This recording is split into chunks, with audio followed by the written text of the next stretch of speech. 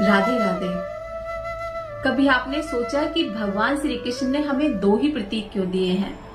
एक हाथ में मुरली जो प्रेम का प्रतीक है, दूसरे हाथ में सुदर्शन चक्र जो ताकत का प्रतीक है।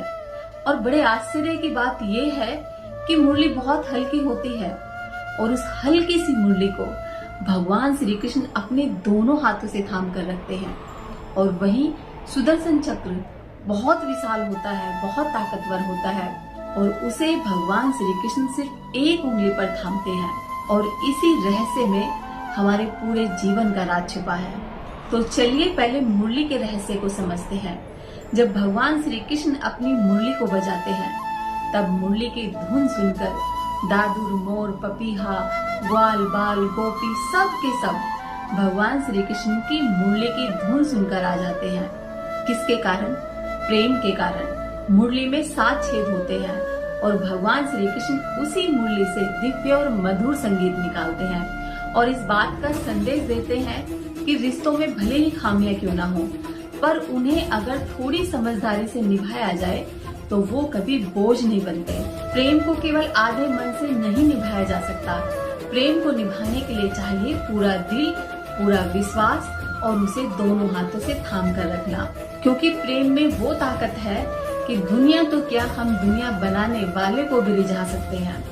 लेकिन प्रेम भी कुछ मांगता है तभी वो टिकता है और उसको टिकने की नींव होती है प्यार, विश्वास, समर्पण, सहन शक्ति और पूरे दिल से उसको निभाना। और बांसुरी के अंदर वो सारे गुण हैं क्योंकि बांसुरी ने अपने आप को भगवान श्री कृष्ण के लिए समर्पित कर दिया है। वो अंदर से बिल्कुल खाली है कि भगवान जैसे आप मुझे बजाना चाहो वैसे बजा सकते हो।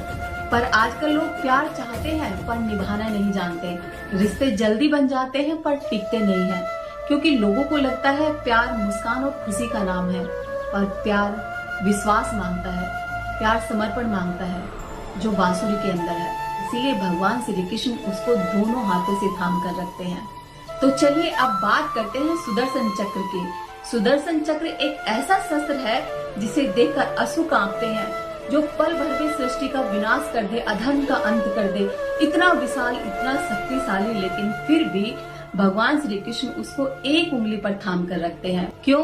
क्योंकि सुदर्शन चक्र शक्ति का प्रतीक है और शक्ति को संभालने के लिए ताकत की जरूरत नहीं होती।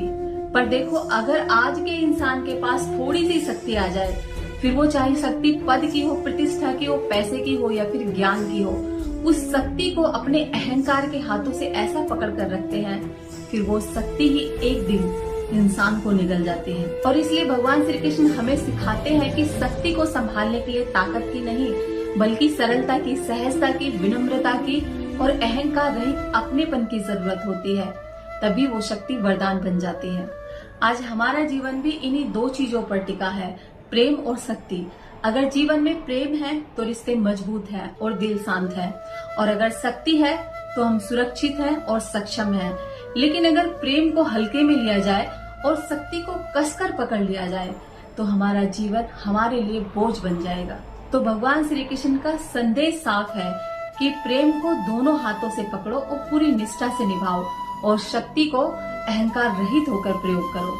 अगर हम बांसुरी और सुदर्शन चक्र की इस शिक्षा को समझ पाए तो हमारी जिंदगी बदल सकती है, हमारे रिश्तों में मिठास भर सकती है और हमारी जो शक्ति है, चाहे फिर वो किसी भी चीज की हो, वो वरदान साबित हो सकती है।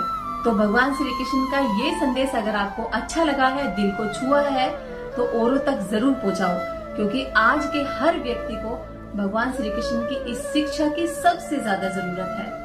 मिलते हैं नेक्स्ट वीडियो के साथ में, तब तक के लिए हरे कृष्णा।